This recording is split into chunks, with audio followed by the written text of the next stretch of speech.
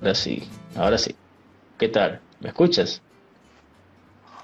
Hola, hola, ¿cómo estás, Carlos? Un placer saludarte y bueno, por supuesto agradecerte también por la oportunidad de conversar estos minutos contigo y con toda la audiencia que bueno, siempre vive pendiente de tus entrevistas y del programa que vienes llevando ya desde hace un largo tiempo.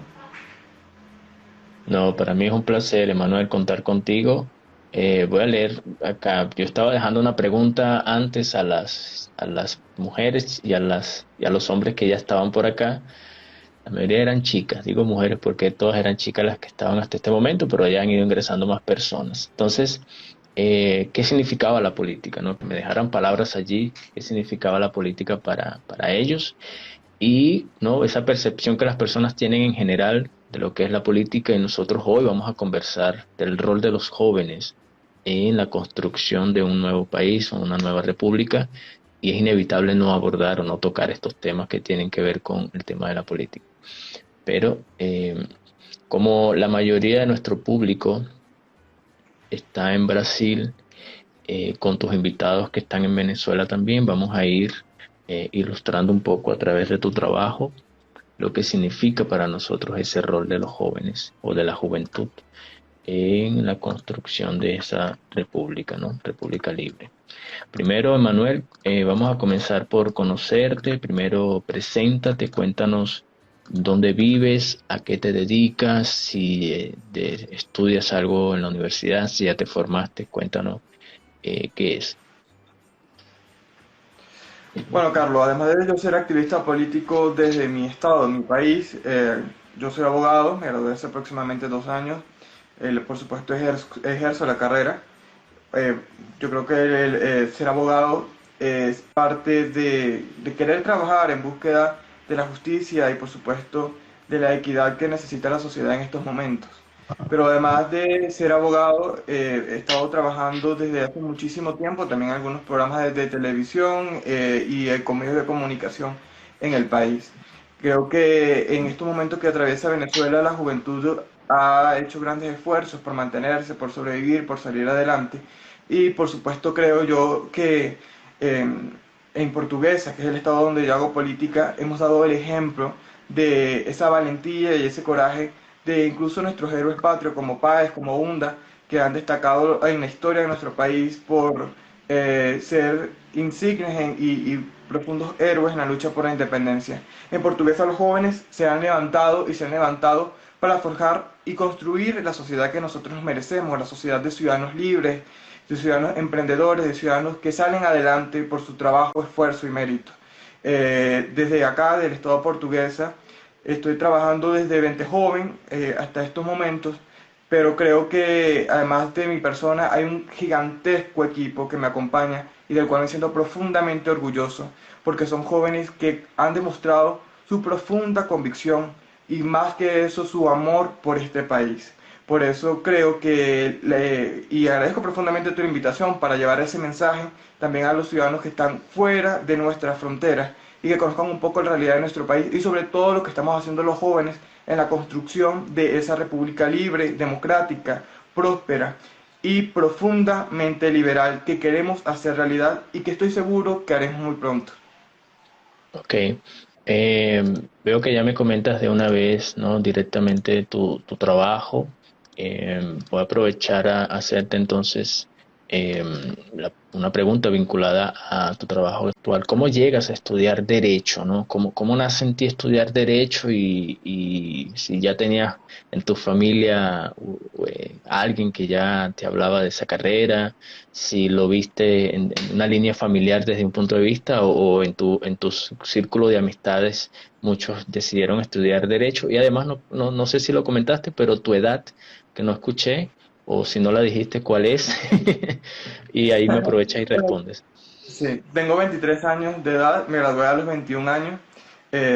Bueno, estudié Derecho porque creo en la justicia y porque además me gusta la carrera en el sentido de brindar o servir también a la sociedad. Recordemos que también la política es más allá de lo que significa o lo que el concepto que tiene la gente ser servidor público. Y creo que luchar por lo que es justo, luchar por las causas que merecen ser respetadas, luchadas y que deben ser digamos, respaldadas por la ley, es gran parte, una de las principales causas por la que decidí estudiar la carrera. Pero también quiero decirte que mi mayor sueño también es ser periodista. Creo que la comunicación social es una gran ventana para informar, para decir las cosas como son, pero además de ser la voz de los ciudadanos comunes que muchas veces no pueden decir las cosas, pero que los periodistas y los medios de comunicación tienen un rol fundamental. Por eso creo que el periodista es, digamos, un pilar dentro de la construcción de la democracia y de un país con Estado de Derecho. Entonces, bueno, yo tengo ya una carrera, pero me gustaría en el futuro ser periodista para seguir colaborando, para que la gente pueda tener voz y que pueda, por supuesto, ser escuchada y poder alzar la defensa de sus derechos que tanto están anhelando y que, por supuesto, a pesar de que Venezuela está en una dictadura, creo que post dictadura y en democracia igual van a seguir algunos problemas y la gente merece ser oída, merece ser escuchada y para eso los medios de comunicación van a jugar un rol fundamental. Muy bien. En ese futuro que comentas, donde en una recuperación, en un proceso también de transición que va a ser necesario y va a ser evidente, pero donde también la sociedad entienda que el rol que necesita tiene que ser más activo porque, digamos, vamos a estar en la tendencia a volver a caer, ¿no? En el mismo Sí. esquema político, es muy breve esa transición y por ser tan breve puede ser tan sediciosa, es decir, cualquiera puede tomar el mando y lo que llamemos recuperar el país tal vez sea un cambio de mando y no una recuperación de país. Visualizando eso y vislumbrando esa realidad, quiero que me comentes de qué forma los jóvenes pueden, ¿no? Porque entendiendo que los jóvenes tienen una visión, a veces podemos ser un motor muy activo, muy crítico, muy reactivo también, pero cómo llevarlo al plano del debate, ¿no? Cómo incentivar a la sociedad desde la juventud a que tenga un rol más activo en esa transición o en esa recuperación de país.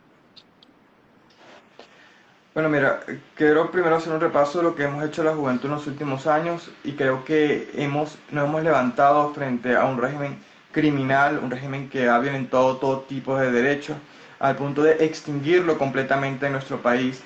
Creo que los jóvenes hemos dado el todo por el todo para que nuestro país sea libre y podamos recuperar la democracia. Los jóvenes hoy también sienten decepción y frustración por todo lo que ha acontecido en el país. Es una realidad lo que estamos viviendo, donde hemos luchado durante más de 6 años, dejando muertos, heridos, perseguidos, exiliados políticos, y vemos que al final el régimen pareciera seguir allí, y aunque hoy no está fuerte, porque no lo está, está profundamente debilitado, porque está, digamos, alejado o cercado por parte de la comunidad internacional, pero además no da poco cuenta con respaldo popular, se mantiene allí porque simplemente hay una dirigencia de la oposición que se ha, digamos, vendido, ha decidido cohabitar con el mismo régimen, como lo que estamos viendo en las últimas horas, donde Juan Guaidó y su grupo pretenden iniciar un nuevo diálogo que ya de por sí está cantado como un proceso más que va a ser, por supuesto, va a resultar como, digamos, de un lado negativo hacia la sociedad, Un fraude porque más. ya el mismo régimen está dando muestras de que no quiere ni va a dar los cambios que necesita el país. Y ellos entienden la posición, porque aquí, si el ciudadano común entiende que vivimos bajo una tiranía, ellos también, que están en la política, que están, digamos, dirigiendo al país, también lo saben. Pero hay muchos intereses de por medio y hoy la juventud, así como todo el país, siente decepción. Pero mi mensaje es a reforzar y creer en lo que somos nosotros capaces como sociedad, porque creemos en el individuo, nosotros los liberales, y cada ciudadano debe creer en sí, en lo que somos capaces juntos de lograr si luchamos y remamos para lograr una transición en el país. Creo que la sociedad debe pasar por encima de esa clase de política corrupta que nos ha sumergido en la peor crisis de nuestra historia. Los mismos que llevaron al chavismo al poder, porque hay que decirlo, el chavismo fue, digamos, eh, un boom en los años 90 porque la gente estaba cansada, porque había un deterioro moral de la sociedad hacia la clase política por la corrupción y por todos digamos, los errores que se habían cometido, pero que aún 20 años después, esa misma clase política que mantiene en su mayoría dirigiendo el país, continúa cometiendo los mismos errores. Entonces es la sociedad y deben hacer de la sociedad los cambios profundos que necesita nuestro país.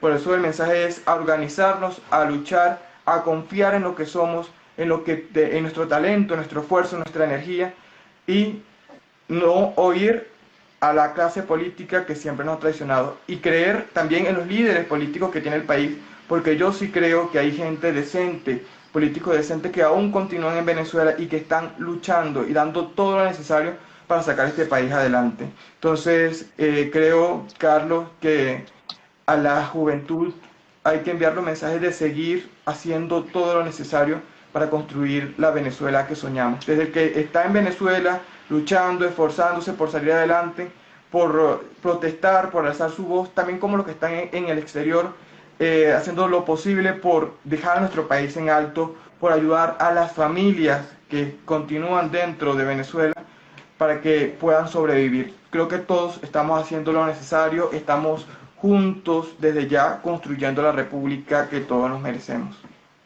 Ok, al principio comentabas que Juan Guaidó, ¿no? Y aquí es muy bueno que comentas el punto de vista acerca de, el punto de vista no, la realidad de lo que está ocurriendo, ¿no? Una nueva estrategia de diálogo. Yo estaba viendo por allí también las redes sociales, algunos críticos ya se están adelantando a lo que va a ser un nuevo fraude y una nueva estafa, digamos, política al país, porque esto va a requerir una agenda, va a requerir movilización nuevamente social, va a requerir ayuda internacional y esto al parecer es una nueva estafa. Pero tú decías algo que es que el régimen está debilitado y por otro lado no había una oposición sólida, había una oposición, digamos, una falsa oposición.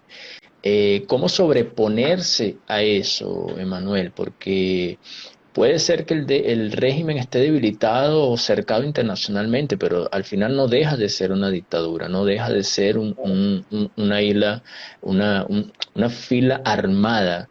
Incluso socialmente han creado movimientos armados para coaccionar cualquier protesta pacífica, para poder coactar a otros líderes que puedan surgir de las comunidades. Entonces, puede ser que tengamos una oposición fuerte, pero ¿cómo se está pensando, digamos, desde el partido? Ahora nos puedes hablar un poco desde 20 Venezuela, ¿cómo están pensando proponer una estrategia alternativa delante de lo que es un monstruo criminal, que es la dictadura armada? Y que no va a dar, porque ya lo dijeron desde hace muchos años, no van a dar espacio a nuevas alternativas y mucho menos, como tú decías, una propuesta liberal, ¿no? Creyendo en la república. Bueno, mira, sí, como lo dije, hay un régimen que está debilitado porque incluso dentro de sus mismas filas hay mucha deserción en las Fuerzas Armadas. La gente no cree ni está dispuesta, por ejemplo, a arriesgar su vida en un conflicto, por ejemplo, como la guerra que está ocurriendo en Apure, porque cualquiera entiende y sabe que ha sido este mismo régimen que le ha dado cabida a estos grupos irregulares en el país, que ahora, por cuestiones de peleas internas entre ellos mismos, pues se le han revelado. Y de paso son grupos externos porque pertenecen a Colombia, pero que a pesar de que el gobierno colombiano hizo todo lo posible para extinguirlos o eliminar estos grupos terroristas, pues consiguieron en su momento Venezuela como una casa, primero con Hugo Chávez y luego con Nicolás Maduro. Ahora, creo que 20 Venezuela hoy es uno de los pocos partidos que representan una alternativa y María Corina Machado, una de las pocas líderes que aún tienen credibilidad dentro del país. Se mantiene una coherencia, una firmeza en nuestras posiciones, pero creo también que es necesario llevarlo a la acción. Este país no puede seguir esperando más. Venezuela necesita un profundo cambio urgente y real en los próximos meses. Esperar hasta el 2024 creo que es realmente, creo desde mi punto de vista, impensable. Impensable porque esto se traduce en vidas, se traduce en muerte, se traduce en exilio, se traduce en perseguidos políticos, se traduce en la degradación aún mayor a nivel moral que ya está sufriendo en nuestro país. Porque, Carlos, algo que Venezuela vivió durante mucho tiempo es la destrucción económica, la destrucción social, la destrucción de distintos ámbitos, incluso institucional, porque hoy en día ya no existe institución ni legítima ni institución confiable en nuestro país. Pero a nivel moral, este régimen jamás nos ha podido quebrar porque aún mantenemos nuestras convicciones de libertad y de democracia. Pero ahora ellos buscan quebrarnos desde el punto de vista moral. Cada vez ellos intentan sembrar un discurso de miedo, de decepción, de desilusión, de que las cosas nunca van a cambiar, de que Venezuela va a vivir toda una eternidad en una tiranía. Y eso es parte de la lucha que hoy enfrentamos en Venezuela, una lucha psicológica, una lucha espiritual y sobre todo existencial. Por eso es la necesidad de lograr el cambio real y profundo en el tiempo más cercano, porque esto se trata de salvar a Venezuela y de no permitir que nuestro país llegue a un punto como el que llegó Cuba, de que sufrió tanta desilusión y decepción por los hechos que ocurrieron en su país, que la tiranía avanzó y se quedó, pues ya hoy son 60 años allí. Y tenemos una oportunidad gigantesca, a diferencia de Cuba, porque contamos con gran apoyo internacional. Cuba en su momento no lo contó, realmente no lo contó, a excepción de algunas que otras naciones, pero hoy Venezuela, me refiero a Venezuela, como todos nosotros los demócratas que creemos en la libertad, contamos con el respaldo del mundo entero democrático. Es una gran ventaja y además es una dictadura, una tiranía que se sostiene solamente por el apoyo de las armas, porque ni siquiera tienen apoyo popular, a diferencia de lo que ocurrió en Cuba. Entonces toda esa ventaja, todo ese movimiento en positivo debemos tomarlo como punto de inicio para trazar una estrategia que logre en definitiva la transición en nuestro país. Como tú lo dices, creo que 20 debe y está trazando ya una línea de acción. Nosotros hemos coordinado acciones de carácter diplomático internacional para hacer presente nuestra propuesta, una propuesta alternativa a lo que ha representado Juan Guaidó. Y nosotros hemos sido críticos a lo que ha sido el gobierno interino, no por el hecho de oponernos por oponernos, sino porque creemos que en gran parte, y no solamente ocurre en Venezuela, sino en el mundo, la gente siente frustración y decepción por toda la clase política porque se sienten engañados, que sienten que los políticos todos son lo mismo. Pero la verdad es que es porque se han encargado de ser populistas, de crear discursos y acciones que realmente no llevan a nada ni al desarrollo de nuestros países. Entonces creo yo que hay que hablar con la verdad, aunque esa verdad sea dura, esa verdad implique a veces iniciar desde cero, porque hay que hacerlo, y aunque a veces implique también un poco de decepción, pero a veces mejor hablar con la verdad que mantener durante mucho tiempo una mentira que lo único que va a resultar es en que el régimen se oxigenara el régimen y que perdure mucho más tiempo en el poder.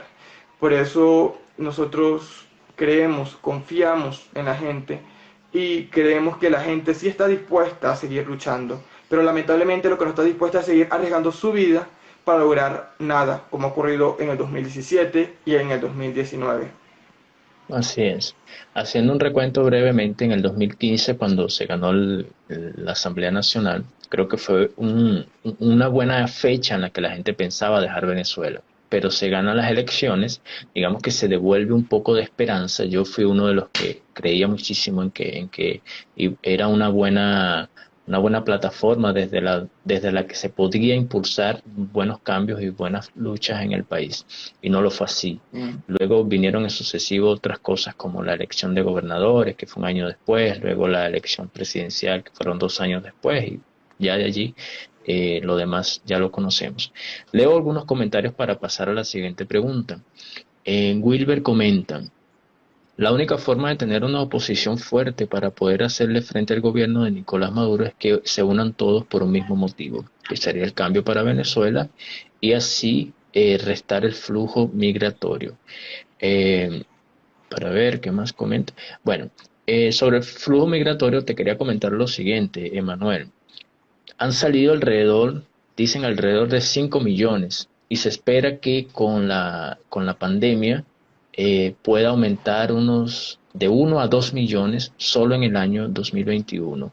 con la espera que está ocurriendo por las fronteras cerradas. Se dice también de forma extraoficial de que ya han salido alrededor de 200.000 a 300.000 venezolanos por fronteras entre Brasil y Colombia de forma irregular. Es decir, aquí estoy hablando de trochas, atravesando ríos, Sí. hay registros de personas que han desaparecido.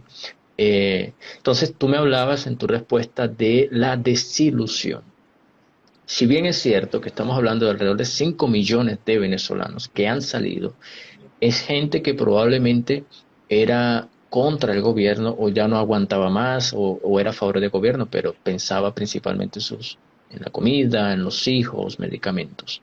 Quien queda en Venezuela, digamos, hay una porción de Venezuela, como tú dices, empeñada en seguir luchando, empeñada en que se puede recuperar el país, pero también hay un otro lado, ¿no? Hay una población que sigue apoyando esta ideología de gobierno, porque no es la estructura, obviamente están conscientes de que hay pobreza, de que hay miseria, pero ideológicamente apoyan este movimiento de izquierda, ¿no?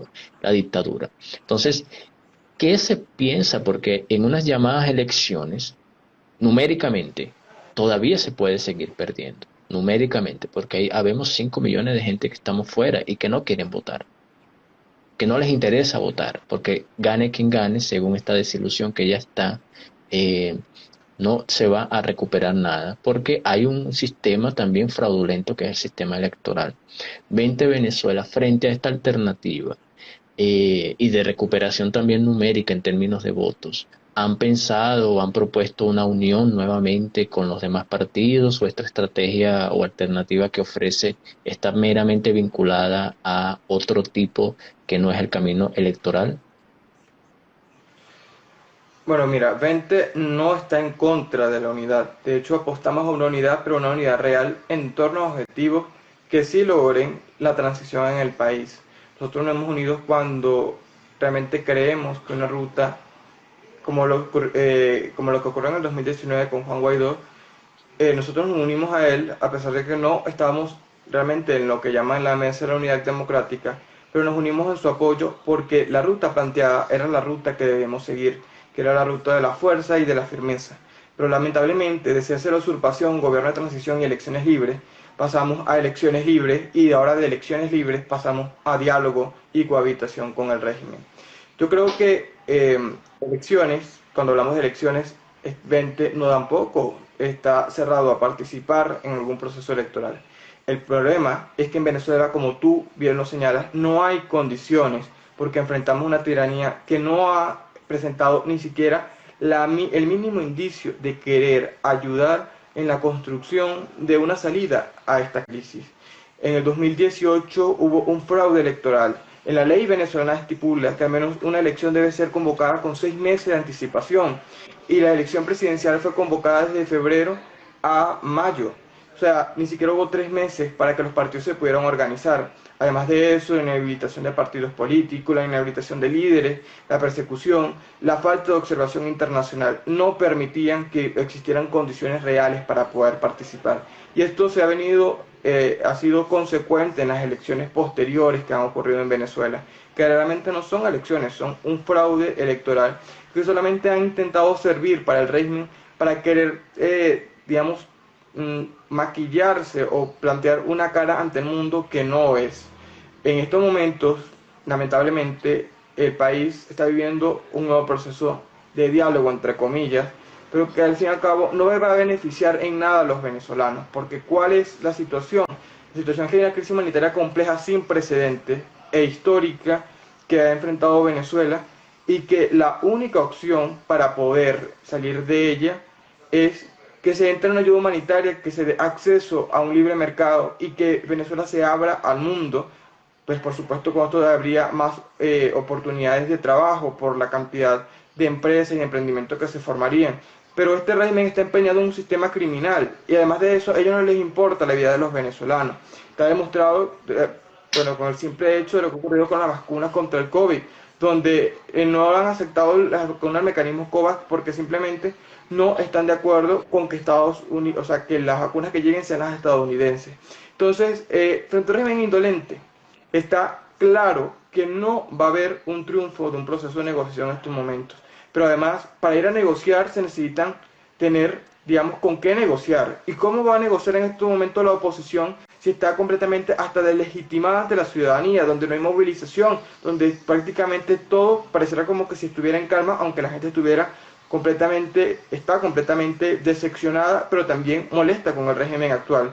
Entonces, ir a dialogar, por pedir unas elecciones de gobernador que no solucionan nuestras vidas y que no solucionan el problema de fondo que atraviesa Venezuela, porque en Venezuela no es un país descentralizado, sino completamente centralizado y dependiente del Ejecutivo Nacional, pues no va a haber solución a ningún problema que estamos enfrentando.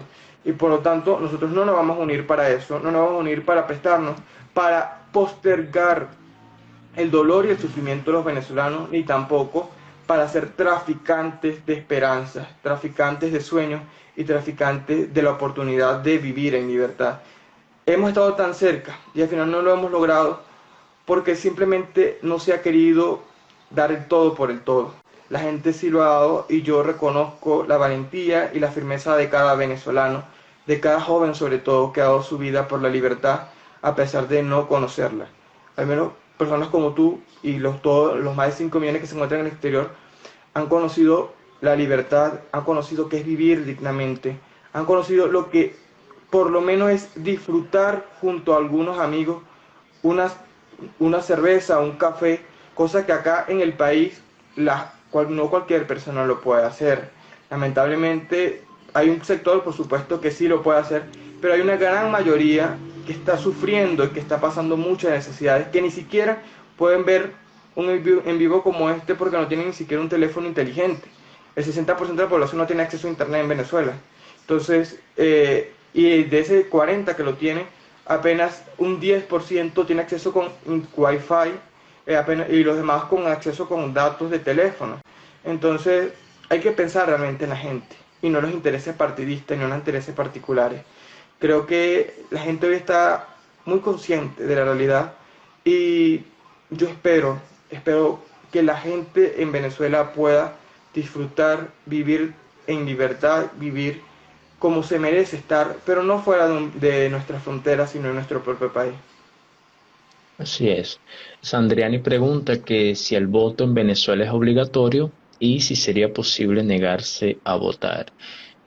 Sandriani, acá respondiendo a tu pregunta, en diversas ocasiones, en procesos electorales anteriores, se llamó a la abstención precisamente para exponer al gobierno para ver de dónde iban a sacar los millones de votos y casualmente en el año 2018 hubo una abstención muy alta comprobada socialmente que la gente no fue a los centros electorales y ellos sacaron 8 millones de votos de no sé dónde y incluso se decía que Maduro es súper galáctico, le ganó hasta Chávez, que Chávez no había podido llegar a los 8 millones y Maduro sí lo hizo. Entonces, ellos mismos se estaban exponiendo porque ni Chávez lo pudo hacer y Maduro sí lo hizo, no sé de dónde. Pero en Venezuela sí, en Venezuela no es obligatorio, si tú quieres votas y si tú no quieres no votas. Entonces, eso es algo que tiene acá Brasil, que tú puedes ir a votar, es obligatorio, pero puedes votar nulo si no quieres votar por cualquiera, pero es obligatorio ir al centro de votación, comparecer al centro de votación.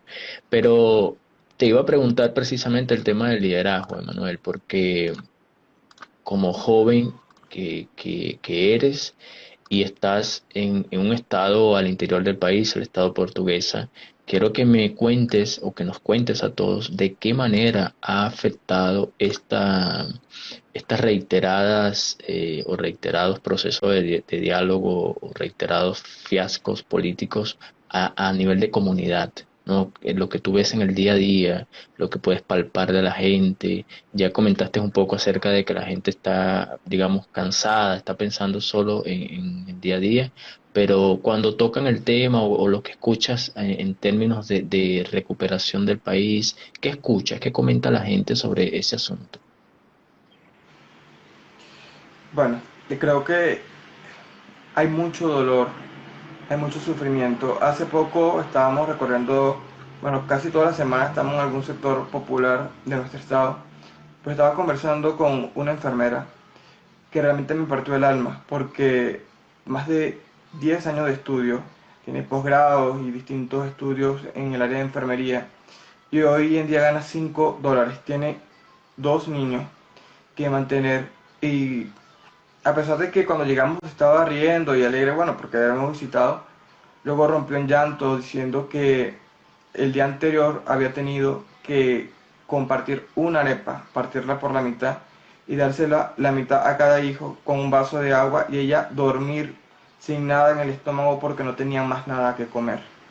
Esa es una realidad dura, muy difícil que enfrenta cada venezolano, que por supuesto ella lloró, por, y bueno, no solamente ella, sino también quienes estábamos allí, porque creo que hay tanto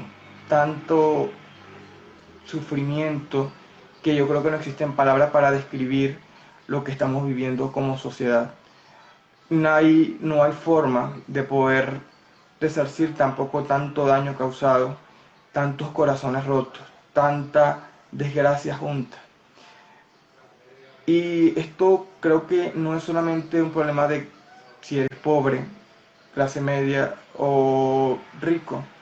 Creo que no es un problema de poder adquisitivo. Creo que a todos nos está afectando la crisis. En el año 2019, mi madre falleció porque no había oxígeno, no en el hospital, ni siquiera tampoco en una clínica, y murió de un paro respiratorio. Y esa es una realidad que estamos enfrentando muchos venezolanos a diario. El sufrimiento, el dolor y la indignación que uno puede sentir es algo que a veces también cuesta perdonar. Y así se sienten muchos venezolanos, con odio hacia quienes han destruido la vida, porque esto no solamente nos han hecho perder 20 años en tiempo, sino que también nos han hecho perder vidas de personas a quienes queremos y que jamás vamos a poder recuperar. Entonces, frente a esto, la decadencia de los servicios públicos, la decadencia en todos los aspectos, el no tener 12 horas electricidad, el pasar meses sin agua. Hay sectores de una ciudad acá en el estado portuguesa que es Acarigua, que tiene más de 6 meses sin el servicio de agua. Y la gente para poderse bañar tiene que caminar 4 o 5 kilómetros porque tampoco hay casi transporte en Venezuela para poderse bañar y luego devolverse a su casa, que prácticamente llevan nuevamente sudado porque el estado portugués es un estado muy caluroso, es el llano venezolano. Entonces, ¿qué clase de vida puede tener una persona? Las casas obviamente sucias porque no la pueden, más allá de barrerlas, no pueden limpiarlas. Es una completa desgracia, realmente lo que sufre la sociedad y creo yo que la gente hoy siente profunda indignación por lo que está sucediendo, se han hecho distintas protestas, todos los días hay protestas en distintos sectores, pero al final tampoco el régimen escucha. O sea, la verdad es que estamos frente a una indolencia total. Yo jamás entenderé cómo puede alguien no tener corazón, no tener ni siquiera una pizca de humanidad frente a lo que está pasando. Porque, por ejemplo, en Venezuela ha habido otras dictaduras como la de Marcos Pérez Jiménez, donde se persiguió la oposición, porque no estoy de acuerdo ni con dictaduras ni de derecha ni de izquierda. Pero al fin y al cabo fue una dictadura, pero a nivel económico el país prosperó. Pero a esta gente ni siquiera le importa la vida de los venezolanos, no les importa cuántos tengan que morir. En mi estado han llegado vacunas contra el COVID. Se han vacunado unas que otras personas, enfermeros, pero no todos, algunos maestros, pero no todos. Ni siquiera el 50% del sector salud. Pero si tú preguntas por los enchufados, por los que están en el régimen, todos están enchufados, todos están vacunados, perdón. Incluso hasta buses, acá hay unos buses que son rojos, que son los Yutong, que son de una empresa china, eso los utilizan, que son del Estado, lo utilizan para llevar a los familiares de los vacunados para vacunarse contra el COVID. Y los demás, que ellos son los que tienen de paso el dinero. Y los demás, el que no puede ni siquiera cubrir los gastos, pues que se muera. Esa es la realidad que enfrentamos hoy en día en el país. Para poder manejar una crisis, o sea, la enfermedad del coronavirus, se necesitan más de $1.000. Algunos, si se llegan a necesitar oxígeno y todo lo demás, son $10.000. Una persona aquí gana $5. Y no hay acceso a seguros médicos, porque desde hace muchísimo tiempo, de hace varios años, ya el régimen, por la misma crisis, pues olvidó la parte de los seguros médicos y no hay forma de la gente poder tener acceso a la salud privada y la salud pública, pues es tan paupérrima que en el hospital Miguel Ora, que es el hospital de Guanare, no hay ni siquiera una inyectadora, ni siquiera algodón para atender a un paciente. Es decir, allá lo que hay son médicos, que de paso son médicos comunitarios, para atender al que va llegando, pero si necesitan todo lo que necesiten para atenderlo, hasta para agarrar una vía, tienen que comprarlo las personas afuera en las farmacias, o buscarlo por algún tipo de donación. Entonces, yo creo que estamos, yo si pudiéramos decir cómo está la sociedad venezolana, pues estamos en un estado de, digamos, extrema destrucción. Venezuela es una tierra arrasada en estos momentos, pero nos toca a nosotros levantarla. Y yo estoy seguro que la vamos a levantar, porque a donde tú quieras que vayas, en cualquier rincón del país, lo que la gente se escucha es una molestia profunda y un deseo gigantesco de querer un cambio en el país. Lo que hace falta, como te digo, es una ruta creíble y acciones, un proyecto país que logre calar en la sociedad para que podamos todos salir adelante. Así es. Hablando de Proyecto País, que lo comentabas al final de tu intervención, yo quiero comentar lo siguiente, que es eh, lo que pasa en Venezuela, el tema de la destrucción moral también tiene que ver con el tema de la moral, cómo derrotar a la sociedad desde el punto de vista psicológico también, emocional, cómo doblegarla. Esto no es mero experimento a quienes nos están escuchando. Esto no es una ocurrencia de Chávez y toda la gente que lo apoyó, ni toda la gente que está hoy en el poder. Esto ya se ha hecho en otros lugares del planeta. La Unión Soviética operaba de esa forma, Cuba operó de esa forma, Corea del Norte opera de esa forma. Y básicamente, ¿qué es? Es llevarte al extremo físico, es decir, doblegarte al punto físico, desahuciarte a través de que no puedas, no comas bien, no te puedas nutrir, no encuentres medicamentos, aquellos que son enfermos terminen muriendo. Entonces, quien leyó el arte de la guerra de Sun Tzu va a entender esto, o sea, cómo doblegar al enemigo al punto en el que incluso los médicos también sufren. Entonces, Se lo que llama pasa en esperanza Venezuela, aprendida.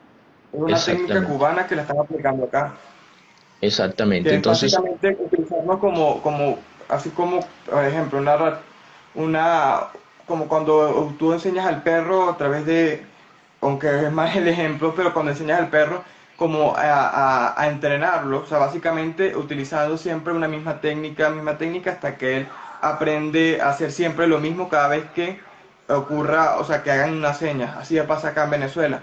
Te quitaban ujú. el agua por 2 horas y luego te la ponían, aplicaban un tipo de racionamiento, ¿qué tal? Hasta el punto en que la gente llega a ver todo lo malo como algo normal cuando realmente no lo es. Esa es una técnica que han aplicado en Venezuela, en Corea del Norte, lo han aplicado en cualquier país que sufra una tiranía. Así es. Y lo que empezó siendo como malo termina siendo como el día a día, la cotidianidad y parte de tus rasgos como persona. Y esto lo estamos viendo a nivel político, pero se puede ver desde el punto de vista alimentario también. Por ejemplo, las bolsas de comida, que en su momento ellos empezaron a sustituir las bolsas de comida. Empezó a desaparecer la comida de los supermercados, pero ellos tenían el control de los alimentos. Entonces, llegaba la comida y hoy en día la gente asocia alimentarse a que tiene que llegar la bolsa de comida que el gobierno me da. Y lo podemos llevar a infinitos ejemplos, lo que comentaba Emanuel con el tema del agua, el tema de la electricidad, todo esto lleva a una destrucción continuada. Pero ojo a esto, se tiene que morir el que va a morir sí o sí por enfermedades X. Pero lo ideal de este tipo de sistema es doblegar, ¿ok? Matar al que se opone, pero al que no se opone, doblegarlo. Es decir, desahuciarlo al punto de que sea útil tenerlo con vida. Entonces, para que pueda funcionar el sistema democrático, es decir, aquí hay gente que vota, pero esa gente está desahuciada. Eso lo quería hacer la intervención para que más o menos entienda que no es que en Venezuela no se lucha, es que también no hay un poco de fuerza física, la gente está mal, no aguanta para luchar, la gente piensa en comer hoy, lo que comentaba él de una enfermera, una persona con una profesión de más de 10 años dedicada a crecer profesionalmente con 2 hijos, y solo gana 5 dólares, que eso acá en Brasil serían casi 30 reales al mes, y eso no le alcanza para nada. Bueno, te leo un Mm. comentario que dejó eh, Fernando por acá. Para salir de esta dictadura, primero tenemos que salir de estos dirigentes de oposición falsa. Y hay otro comentario que él dejó, que es: el plan de salvación que plantea el elemento Guaidó solo es un acuerdo de rendición.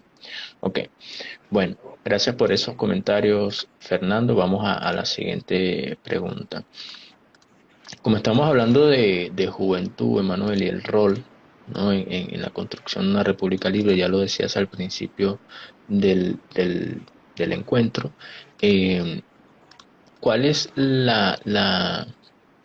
digamos, cuál es o cómo es la estrategia actual, ¿no? Y cómo se está llevando?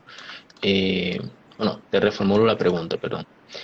¿Qué tiene de diferente el tener que cambiar, por ejemplo, los líderes políticos? Es decir, si tú hoy tuvieras que tomar la decisión de que los líderes políticos que están en los partidos, en las esferas principales de decisión, y habría que hacer una renovación, actualmente tú conoces que hay gente capaz de tomar las riendas en esta. Obviamente conoces a María Corina Machado, pero haciendo una revisión general en otros espacios de debate. Gente que esté dispuesta, que está en Venezuela, no me refiero a los que están fuera, a los que están en Venezuela. ¿Crees que hay gente que está allí dispuesta a asumir una rienda por un nuevo liderazgo en el país? Bueno, mira, creo que a lo ancho y largo de toda Venezuela hay jóvenes que están dispuestos a construir y a tomar esos liderazgos que son necesarios. Creo que Venezuela tiene grandes oportunidades con la generación que se está forjando, que se está formando, porque somos jóvenes que estamos luchando con el corazón, porque no hay dinero de por medio, no hay a nosotros nada, nadie nos paga para hacer lo que hacemos. Y muchos de los jóvenes que me acompañan en el equipo, básicamente con todos los problemas que están, que ya te he mencionado, van aún así caminar kilómetros para llegar a una actividad. Entonces creo yo que hay una lucha con el corazón y con el alma. Hemos dejado todo por el todo y es esa voluntad la que se necesita en este país. Se necesita, yo creo, de la clase política actual mayor humildad para aceptar que se han equivocado y para reconocer que es el momento de unirse, de poder restablecer una ruta eficaz que logre deponer al régimen. Pero la verdad es que tampoco en estos momentos todavía no se ve esa intención por parte de la dirigencia. Pero creo que sí hay gente valiosa, gente que todavía está dispuesta a luchar, gente que no se ha doblegado y que está firme en sus principios y en sus valores. Porque podemos reformar o, digamos, restablecer una nueva forma de lucha, pero lo que jamás podemos ceder es en nuestros valores y nuestros principios, porque estos son indoblegables y son innegociables. Y creo yo que hay mucha gente que piensa en eso y que ha puesto por encima de un interés particular o partidista, ha puesto por encima el país. Muy bien. En algún momento, Emanuel, como recién graduado también, comentaste que tiene 2 años que te graduaste de abogado. ¿En algún momento te pasó por la cabeza dejar Venezuela, salir, irte a otro país? Bueno, todos los jóvenes de alguna u otra forma han pensado en salir de Venezuela. En estos momentos, bueno, yo voy a salir de Venezuela porque me salió una oportunidad de estudio de idiomas afuera de nuestro país por unos meses, pero por supuesto yo voy a regresar a mi país porque lo amo, quiero seguir trabajando y quiero luchar para servir y transformar a mi municipio, al municipio donde vivo, a mi estado y al país. Creo que, bueno, por supuesto mi forma de salida es distinta porque la mayoría se va por buscar mejor alternativa, un mejor futuro. En mi caso es por un tema de estudio por unos meses y luego regresar. Pero creo que sí, creo que a todos se nos ha pasado algún momento porque somos seres humanos, se nos sentimos frustrados, decepcionados, ya ahogados por esta situación y todos hemos pensado en algún momento emigrar, pero creo que es más grande el amor que siento por Venezuela, que es lo que más me motiva a seguir adelante. Porque la verdad también es que no tengo nada que me ate a Venezuela en el sentido familiar, porque mi madre falleció y era mi persona como cercana a nivel familiar. Tampoco por la situación económica tengo casas, carro, algún tipo de propiedad, pero sí está mi convicción en querer cambiar las cosas, transformar al país de raíz, refundar la república y el servir a nuestra nación, porque yo creo que cuando uno viaja y conoce, he viajado por varios estados del país con el mismo tema de la política, pero he recorrido todos los municipios de mi estado. Cuando tú conoces a la gente, cuando visitas hasta el pueblito, hasta el caserío de, digamos, más remoto de algún municipio, y conoces a la gente, a su calidez humana, pero también sus problemas, tú te motivas a seguir luchando, a seguir creyendo en lo que somos capaces y en el talento que hay por montón en Portuguesa, y así también lo hay en todo el país. Por eso, bueno, te respondo a la pregunta diciéndote que por supuesto a veces uno se siente ahogado, con deseos de abandonar, pero son como cosas momentáneas, como cualquier persona que vive en un país que tiene altos y bajos, pero luego al otro día uno se levanta con las mismas ganas de seguir luchando. ¿Has sido amenazado? ¿Has sido perseguido? ¿Has sido de alguna forma, sí, perseguido o amenazado recientemente desde que vienes haciendo este activismo político? Por supuesto, he tenido en las puertas de donde vivo al SEBIN, me han, digamos, como hostigado. A veces yo no tengo ni siquiera carro, como te comento, no tengo, pero ni una bicicleta. Entonces he estado caminando por la calle y ellos prácticamente van detrás de mí, como viendo lo que hago, qué estoy haciendo. Y bueno, por supuesto en algún momento llega a sentir temor, porque si una calle está sola, imagínate, te secuestran y nadie vio, nadie supo que a uno se lo llevaron. Y válgame Dios a saber lo que te puedan hacer cuando estás detenido. Me han llamado para acosar, para intentar amedrentar, pero incluso por las redes sociales, siempre los mismos, estos sectores colectivos viven amenazando de cárcel, de lo que a ellos se les ocurra. Pero hay que sobreponerse. La valentía no es la ausencia del miedo, sino la manera en que nosotros enfrentamos el miedo y lo superamos. Y por eso creo yo que frente a estos tipos de hostigamientos y querer implantar el miedo, el terror en cada uno de lo que hacemos vida en la política, nosotros debemos demostrar lo que somos capaces en cuanto a firmeza y valentía y levantarnos frente a estas pretensiones totalitarias. Yo he visto en tus redes sociales que al hacer tu trabajo social, digamos, tu activismo social ahora, visitando comunidades, siempre dices que estás orgulloso de haber nacido en esa tierra.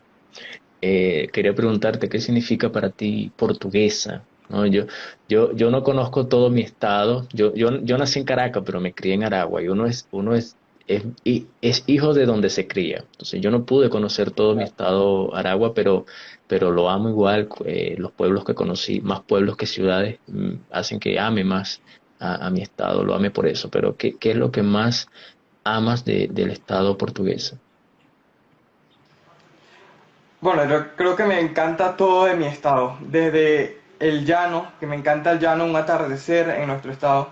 Es demasiado, es muy hermoso ver cómo el sol se oculta, además de ver los paisajes, también la gente, la forma tan calurosa en que es el llanero. También de todo se saca un chiste todo el tiempo, hay una fiesta, música llanera, siempre la gente está muy alegre, a pesar de las circunstancias se mantiene así. Y es algo que te motiva, algo que te encanta, además de nuestra historia, el estado portuguesa, es el estado donde apareció la Virgen de Coromoto, un estado con profunda vocación religiosa. Está el santuario, por cierto, de la Virgen, que espero que algún día cuando esto cambie y regreses puedas conocer. Y bueno, también nos podamos conocer en persona. Y también en nuestro estado hay grandes héroes incluso el fundador de nuestra república, que fue José Antonio Páez. Hay que reconocer que Bolívar nos dio la independencia, pero Páez nos dio la república que somos hoy. Por eso, bueno, si revisaste mi perfil, tengo heredero de Páez, porque creo en la Sí. república, creo en Venezuela y creo en sus instituciones. Además, tenemos en nuestro estado, cosa que muy poca gente conoce, uno de los pocos próceres civiles, porque en Venezuela todo el tiempo se habla del punto de vista militar, de lo que hicieron los héroes, pero también hay héroes civiles, como fue el caso de José Vicente de Hunda, perdón, que fue el único civil que firmó el acta de la independencia. Era un monseñor que, por cierto, el liceo más viejo o más antiguo de Latinoamérica, que es el Liceo José Vicente de Hunda, es de Guanare. Fue el primer liceo fundado en Venezuela, lleva el nombre de este monseñor. Entonces, o sea, nuestro estado tiene una profunda historia, una historia muy hermosa que hay que conocer y que cuando tú la conoces te enamoras aún más de lo que representa nuestra región. Así es. Para los brasileños que nos escuchan, cuando Emanuel dice el llano y la gente llanera, es para nosotros lo que ustedes en Brasil dirían da roça, a pessoa que mora no interior, bem no interior. El llanero para nosotros sería, puede ser del de, para ver cómo sería en portugués en la región de Sao Paulo. Sí, alguien que vive en el interior, muy en el interior, que tiene muchas tradiciones místicas también. El llano está lleno de muchas historias místicas, entonces eso es lo que Sí, acá hay identifica. una leyenda muy conocida, como bueno, tal vez la habrás escuchado en algún momento, la leyenda del Silbón, que es del municipio Guanarito. Bueno, mucha gente lo ha escuchado. Realmente, bueno, muchos dicen que es algo místico, pero, o una leyenda, pero hay muchas personas que lo han escuchado, lo han visto. Bueno, tienes que venir para que veas toda la historia No, que va, de no nuestra voy. región. No, sí conozco la leyenda del Silbón y la veía, veía antes había un programa en Venezuela que se llamaba Archivos del Más Allá y mostraban Sí. unos programas hechos. Yo creo que una vez escuché, que yo lo escuché, siempre tengo esa teoría, creo que una vez lo escuché porque en la madrugada cuando lo escuché, al siguiente día estaba hablando con una señora de limpieza en la escuela que vivía cerca y ella me había dicho que lo había visto, que ella lo vio y ella estaba pasando, iba a su casa y lo vio, pero ella no escuchó, ella vio a una persona, no sé, en las características, y yo escuché en la misma hora de la madrugada. Entonces yo digo, bueno, yo lo escuché. Pero sí, yo crecí en el llano también del estado de Aragua, al sur del estado de Aragua, cerca de Camatagua, Altagracia, Altagracia ya es Guárico, pero como está Guárico allí cerquita, también es llano. Entonces yo crecí en ese mismo ambiente de la siembra, de la agricultura, eh, un pueblito llamado Vallemorín. Bueno, bien, Emanuel, me gustaría ahora preguntarte cómo te pareció, cómo te sentiste en la actividad, en la conversación. Bueno, realmente me ha encantado la conversación porque no han sido las típicas preguntas, o sea, se ha tocado el tema político, pero también el punto de vista personal que también es importante a veces resaltar, que muy pocas veces se toca en las entrevistas, en las oportunidades de conversación. Y creo que también es importante decir, contar un poco el lado más humano y contar un poco la historia de nuestra región, de la región llanera, del estado portuguesa. Y bueno, para mí es un placer, de verdad, bueno, tuvimos mucho tiempo cuadrando la entrevista, pero por fin la pudimos hacer. Pero aquí también el problema de conexión a internet es malísimo, de verdad, cada vez peor. Pero bueno, llegó el momento y la oportunidad y bueno, podemos desarrollar la conversación. Ha sido, Excelente. me ha gustado muchísimo. Bueno, espero que en algún momento lo podamos repetir. O yo invitarte, porque también hago en vivo cada semana con diferentes personalidades, que no lo había podido hacer más por el mismo tema del internet. No, claro que sí, siempre que cuando ya tengas algo por allí planeado, me avisas y con gusto lo hacemos también. Em, bueno, ¿qué mensaje te gustaría dejarle a nosotros, a los jóvenes que estamos fuera y que estamos esperando también algún hilo de esperanza dentro de Venezuela? Porque mucha gente, nosotros queremos volver, claro que sí. Yo salí por un tema de estudio, por un tema de idiomas, por formarme, por mejorar digamos, mi performance como persona y convertirme en un mejor ser humano, en un mejor venezolano para volver a mi país. Entonces, ¿qué mensaje nos dejas a todos como jóvenes? Yo no soy tan joven, pero tampoco soy tan viejo. Yo tengo 28, entonces entro ahí en esa camada No, pero está joven. de gente joven. Entonces, bueno, dinos allí qué nos quieres dejar para como motivación. Bueno, ya para finalizar, lo que quiero decirle a la gente es que es momento de creer y luchar por nuestros sueños, por nuestras más profundas aspiraciones, sea dentro de nuestro país o fuera de ella, quien sea, venezolano, brasileño o quien esté escuchando esta entrevista o viéndola, a lo que hay es que perseguir y luchar por lo que queremos, hacer lo que nosotros nos gusta, lo que queremos desarrollar para nuestro futuro y que en algún momento de nuestra vida no nos arrepintamos de no haber hecho algo que quisimos hacer. Hay que creer en lo que somos capaces. Yo siempre he creído en el individuo, creo en cada ciudadano, sobre todo en cada ciudadano de bien. Por eso siempre recalco en mis redes sociales que hay que hacer el bien sin importar a quién, porque al final al que obra mal le va mal y al que obra bien le va bien. Entonces, cuando se hacen las cosas desde el corazón, con el alma y luchando por lo que soñamos y lo que queremos ser, por supuesto, la vida nos recompensa y también logramos nuestros objetivos. Entonces, ese es mi mensaje final de fuerza, firmeza y de seguir construyendo lo que queramos para nosotros como individuos, para la sociedad y para nuestro país. Excelente, Emanuel. Gracias a Emanuel por la invitación, aceptar la invitación, perdón, por su disposición y por tomar ese tiempo hoy domingo para conversar con nosotros. También quiero agradecerles profundamente a todos los que estuvieron por acá con nosotros hasta el final, Rosángela, a Wilber que está por allí, Leo, gracias Leo, brasileño, Gaúcho, gracias por el apoyo y, y, y por ahí Sandriani también, otra brasileña que la vi acá comentando hasta el final. Este live, para quien estuvo ingresando ya desde la mitad en adelante, quien quiera escucharlo va a estar grabado en YouTube, va a quedar disponible allí. Yo de todas formas siempre aviso cuando ya está la entrevista disponible para que la escuchen igual.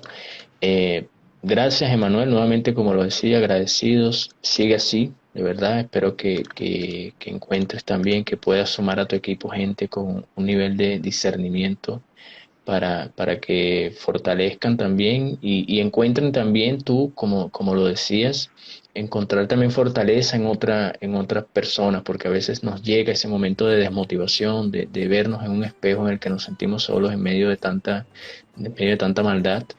Y tener gente cerca también que te devuelva esa motivación es fundamental. Así que a todos les deseo también un feliz resto de domingo, la noche, porque hay países donde todavía es tarde, de tarde, ¿no? 6 horas de la tarde, como en México, y hoy por acá ya es de noche. Así que, y para ti, Manuel, que tengas buena Bueno, semana también, buenos proyectos, Dios te bendiga y te bueno, cuide muchas también. gracias, Carlos, por la oportunidad. Hasta luego, cuídense.